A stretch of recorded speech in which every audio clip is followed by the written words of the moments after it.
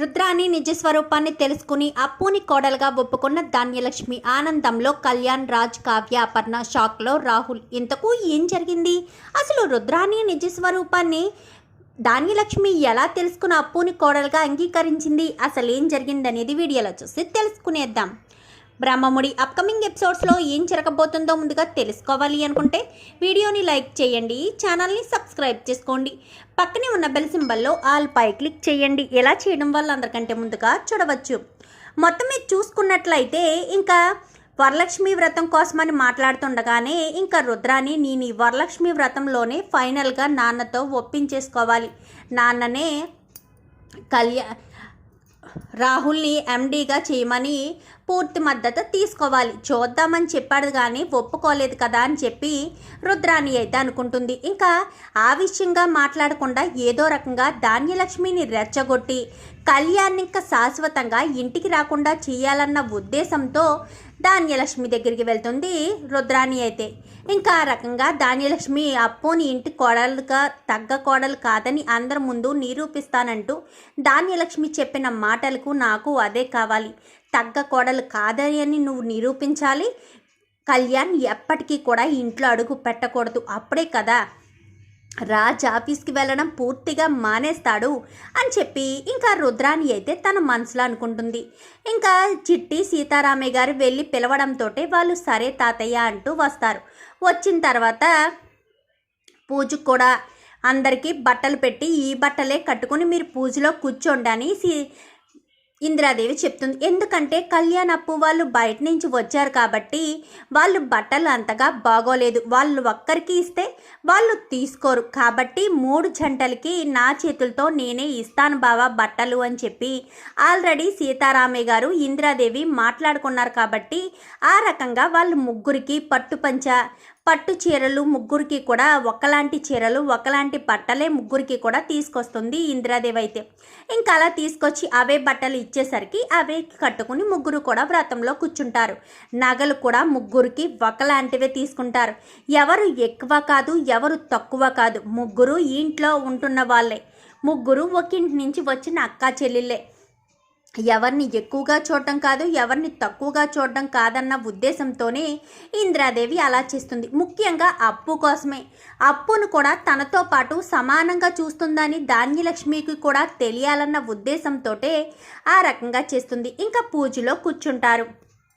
ఇంకా అలా పూర్తి అయిపోయిన తర్వాత అన్న నువ్వు నిర్ణయం నిన్న సరిగ్గా చెప్పలేదు, చూద్దామన్నావు కదా, ఏం చెప్పలేదు అని చెప్పనేసరికి ఏంటి రుద్రాని దేని గురించి అని చెప్పనేసరికి అదే నాన్న కళ్యాణ్ ఇంట్లో అడుగు పెట్టేంత వరకు రాచిని ఇంట్లోకి రానివ్వరు అని చెప్పారు కదా, అదే చైర్మన్ సీట్కి వెళ్ళొద్దని చెప్పారు కదా, కంపెనీ బాధ్యతల నుంచి తప్పుకోమన్నారు కదా అని చెప్పనేసరికి ఒక్కసారిగా కళ్యాణ్ షాక్ అవుతాడు. అదేంటి నేను ఇంట్లో లేకపోవడంతో అన్నయ్య ఆఫీస్ బాధ్యతల నుంచి తప్పుకోవాల్సి వచ్చిందా అని చెప్పి అనుకుంటూ ఉంటాడు కళ్యాణ్ అయితే ఏంటి ఇప్పుడు అని చెప్పనేసరికి అదే నాన్న నువ్వు ఒక్కసారి ఫైనల్ చేసేసి దీని మీద ఒక సంతకం పెట్టేస్తే ఇంకా రాహుల్ వెళ్ళి చైర్మన్ సీట్లో కూర్చుంటాడు కదా అని చెప్పనేసరికి నేను నిన్ననే చెప్పాను కదా రుద్రాని, చూద్దామని చెప్పాను కానీ చేద్దామని చెప్పలేదు కదా అని చెప్పనేసరికి అందుకే నాన్న నీ సంతకం కోసమే ఇప్పుడు నేను ఇలా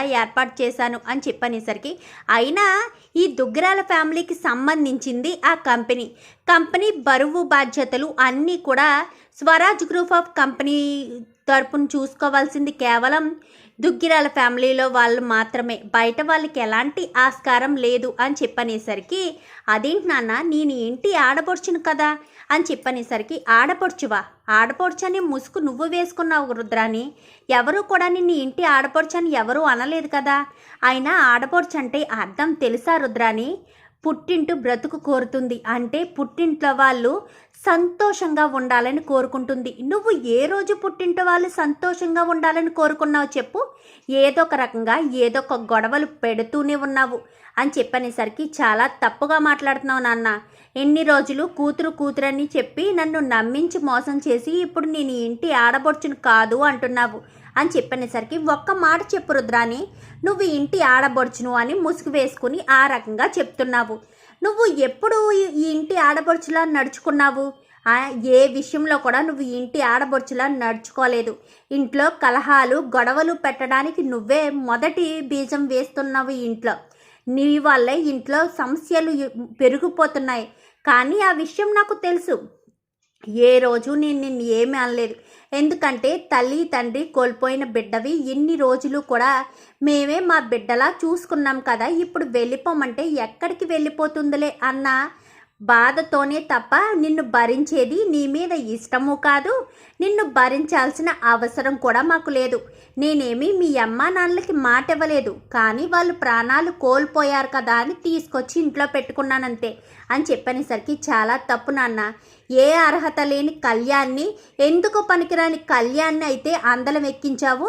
అన్ని అర్హతలున్నాయి, బిజినెస్ కోర్స్ చదివాడు, అన్నీ చేశాడు. నా కొడుకును మాత్రం దుగ్గిరాల ఫ్యామిలీ నుంచి దూరంగా నెట్టివేస్తున్నావని చెప్పనేసరికి ఏం మాట్లాడుతున్నావు రుద్రాని?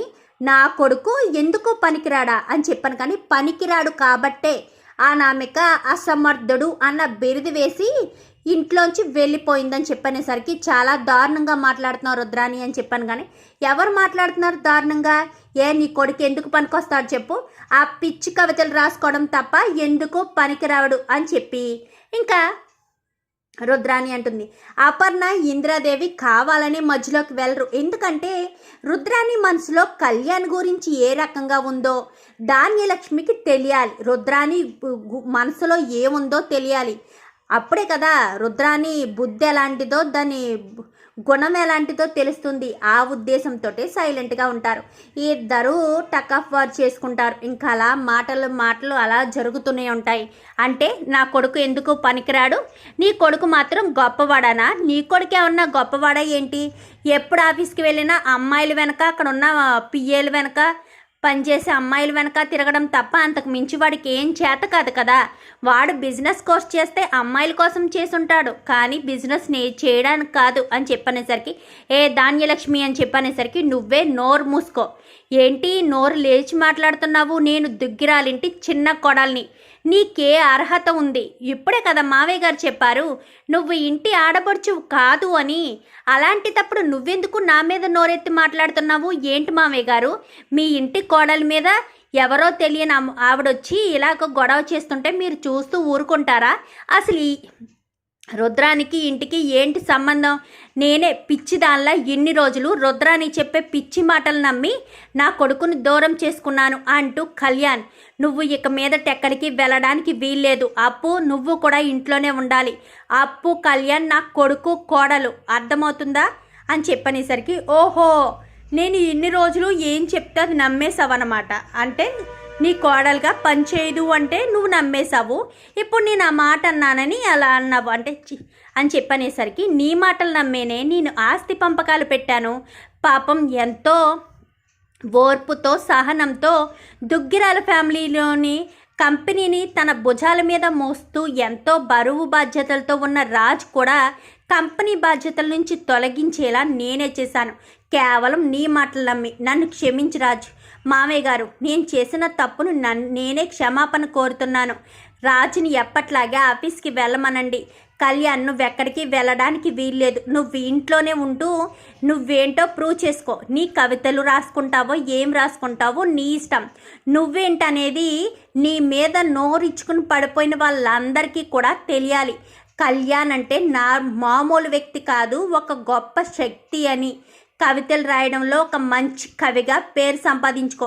ఎందుకు పనికి రాకుండా ఉన్న వాళ్ళు చూసి కుళ్ళుకోవాలి అని చెప్పి ఇంకా ధాన్యలక్ష్మి మాట్లాడేసరికి ఒక్కసారిగా అందరూ కూడా షాక్ అయిపోతారు. ఈ జోగి రాసుకుంటే బోడుద రాలింది అన్నట్టు వీళ్ళిద్దరూ గొడవాడుకుని మొత్తానికైతే ధాన్యలక్ష్మి సెట్ అయిందనమాట అని చెప్పి ఇందిరాదేవి ఇటు అపర్ణ ఇద్దరు కూడా అనుకుంటారు. సరే రాజ్, మీ పిన్నే చెప్తుంది కదా, రేపటి నుంచి కంపెనీ బాధ్యతలకు వెళ్ళు.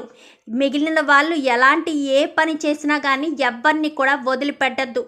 ఏ చిన్న తప్పు చేసినా కానీ అస్సలు టాలరేట్ చేయవలసిన అవసరం లేదు. మన కుటుంబం అనేది ఇంట్లో మాత్రమే. ఆఫీస్ విషయంలో ఎలాంటి తప్పు జరగకూడదు రాజు అని చెప్పనేసరికి సరే తాతయ్య అని చెప్పి రాజు అయితే అంటాడు. అంటే నా కొడుకు నాన్న అని చెప్పనేసరికి ఇప్పుడు వరకు విన్నది నీకు అర్థం కాలేదా రుద్రాని? నీ కొడుకు కేవలం మేనేజర్గా ఉంటే ఉండమను, లేదంటే ఆ పోస్ట్ కూడా అవసరం లేదంటే దాన్ని కూడా మానేస్తావు. అమ్మ కావ్య, రేపటి నుంచి నువ్వు కూడా రాజుతో పాటు డిజైనర్గా వెళ్ళు. ఇంట్లో అప్పు ఉంది కదా, అప్పు ఇంటి బాధ్యతలు చూసుకుంటుంది, అప్పు ధాన్యలక్ష్మి చూసుకుంటారనగానే సరే మామయ్య గారు అని చెప్పి ఇంకా అప్పు ధాన్యలక్ష్మి ఇద్దరు కూడా తలాడిస్తారు. సరే తాతయ్య గారు అని చెప్పి కావ్య అయితే ఆఫీస్కి వెళ్తానంటుంది. రాహుల్ అయితే షాక్ అవుతాడు. ఇప్పుడు రాజుతో పాటు కావ్య కూడా వచ్చిందంటే నా మీద ఖచ్చితంగా నిఘా పెడుతుంది. ఇంకా నేను ఎలాంటి ఫ్రాడ్లు చేయకూడదు. చిన్న ఫ్రాడ్ చేసినా కానీ దాన్ని తీసుకొచ్చి ఇంట్లో వాళ్ళ ముందు పెద్ద ప్రాబ్లంగా క్రియేట్ చేసిందంటే చాలు, ఇంకా నన్ను ఉద్యోగంలోంచి తీసేస్తారు అని చెప్పి రాహుల్ అయితే అనుకుంటాడు. చూడు కావ్య, ఎవ్వరు ఏం చేసినా అర్థమవుతుందా? ఎవ్వరు ఏం చేసినా వెనక ముందు ఆలోచించకుండా ఇంటికి తీసుకురా సమస్యని. ఎవరైనా సరే తాతయ్య గారు నిర్ణయం తీసుకుంటారు. చిన్న తప్పును కూడా వదలాల్సిన అవసరం లేదు. అక్క మొగుడు అలాంటివేమీ చూడకు, అర్థమవుతుందా? తాతయ్య గారి పేరు నిలబెట్టే వాళ్ళే ఇంటి వారసులు అవుతారు, కానీ చెడగొట్టే వాళ్ళు ఇంటి వారసులుగా ఎప్పుడు పనిచేయరు అని చెప్పి ఇంకా స్వప్న అనేసరికి సరే అక్క అని ఇంకా అందరూ కూడా సంతోషిస్తారు. ఇంకా అప్పు కళ్యాణ్ ఇద్దరు కూడా ధాన్యలక్ష్మి కాళ్ళకు నమస్కారం చేస్తారు. ఏంటే ఇంకా చూస్తున్నావు? ఆశీర్వదించాను కానీ నేను ఆశీర్వదిస్తాను, మీరేం మర్చిపోయారు తను మన కోడలన్న విషయం అని చెప్పనేసరికి ఇద్దరు కూడా ఆశీర్వదిస్తారు. అందరి కాళ్ళకి నమస్కారం చేసి ఆశీర్వాదం తీసుకుంటారు. మొత్తానికైతే రుద్రాని మనసులో ఎలాంటి కుట్ర ఉందో తెలుసుకుని ధాన్యలక్ష్మి అయితే అప్పుని తన కోడలుగా అంగీకరించి ఇంట్లోనే ఉండనిస్తుంది. చూద్దాం రాబోయే ఎపిసోడ్స్లో ఇలాగే రుద్రాని గురించి ధాన్యలక్ష్మి తెలుసుకోవాలని, అప్పుని కోడలుగా అంగీకరించాలని మీరు కూడా కోరుకుంటే వీడియో నచ్చితే లైక్ చేయండి, ఛానల్ని సబ్స్క్రైబ్ చేసుకోండి, పక్కనే ఉన్న బెల్ సింబల్లో ఆల్ పై క్లిక్ చేయండి. ఇలా చేయడం వల్ల అందరికంటే ముందుగా చూడవచ్చు.